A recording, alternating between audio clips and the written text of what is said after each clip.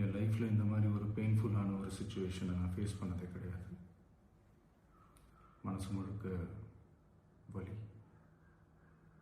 வலி மட்டும்தான். இந்த சுற்றுப்பயணத்தில் என்னென்ன மக்கள் பார்க்க வராங்க, அதுக்கு ஒரே ஒரு காரணம் தான், அவங்க என் மேலே வச்சிருக்கிற அன்பும் பாசம். அந்த அன்புக்கும் பாசத்துக்கும் நான் எப்பவும் கடமைப்பட்டிருக்கிறேன்.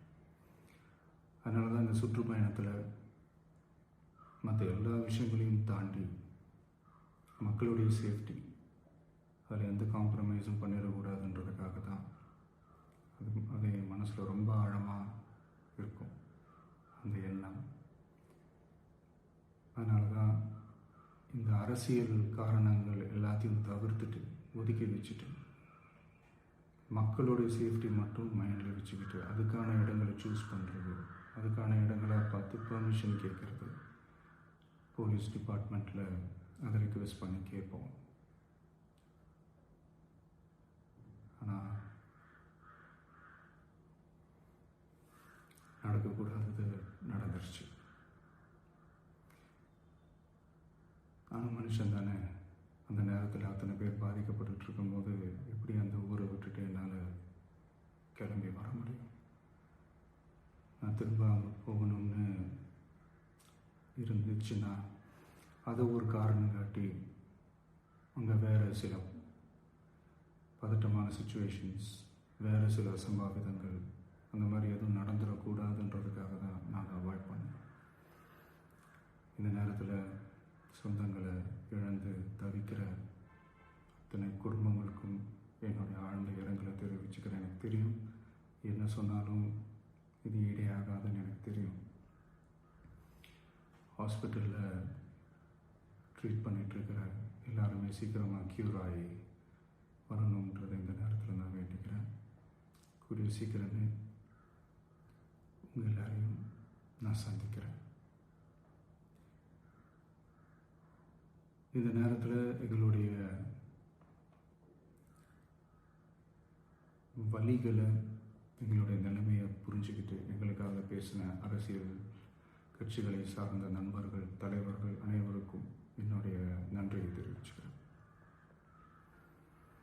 கிட்டத்தட்ட ஒரு 5 மாவட்டத்துக்கு பிரச்சாரத்துக்கு போனோம். இந்த மாதிரி எதுவுமே நடக்கல. ஆனால் கரூரில் மட்டும் ஏன் எப்படி நடக்குது, எப்படி நடக்குது? மக்களுக்கு எல்லா உண்மையும் தெரியும். மக்கள் எல்லாத்தையும் பார்த்துக்கிட்டு இருக்கிறாங்க. கரூரை சேர்ந்த அந்த மக்கள் அந்த உண்மையெல்லாம் வெளியில் சொல்லும்போது எனக்கு கடவுளே நேரில் வந்து இறங்கி அந்த உண்மைகள்லாம் சொல்கிற மாதிரி எனக்கு தோணுச்சு. சீக்கிரமே எல்லா உண்மைகளும் வெளியில் வரும்.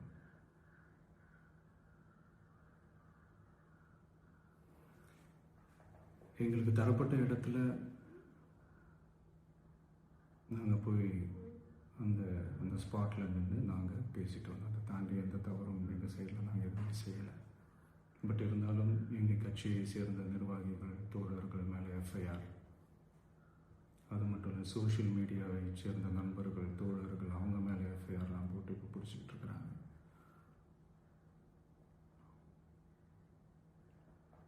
சிஎம் சார், உங்களுக்கு ஏதாவது இந்த பழி வாங்கணும் அப்படின்ற எண்ணம் ஏதாவது இருந்துச்சுன்னா என்ன வேணாலும் பண்ணுங்க. அவங்க மேலே கை வைக்காதீங்க. நான் ஒன்று வீட்டில் இருப்பேன், இல்லை நான் ஆஃபீஸில் இருப்பேன். என்ன வேணாலும் செய்யுங்க.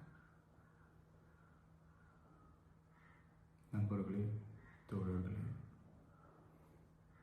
நம்மளோட அரசியல் பயணம் இன்னும் ஸ்ட்ராங்காக, இன்னும் தைரியத்தோட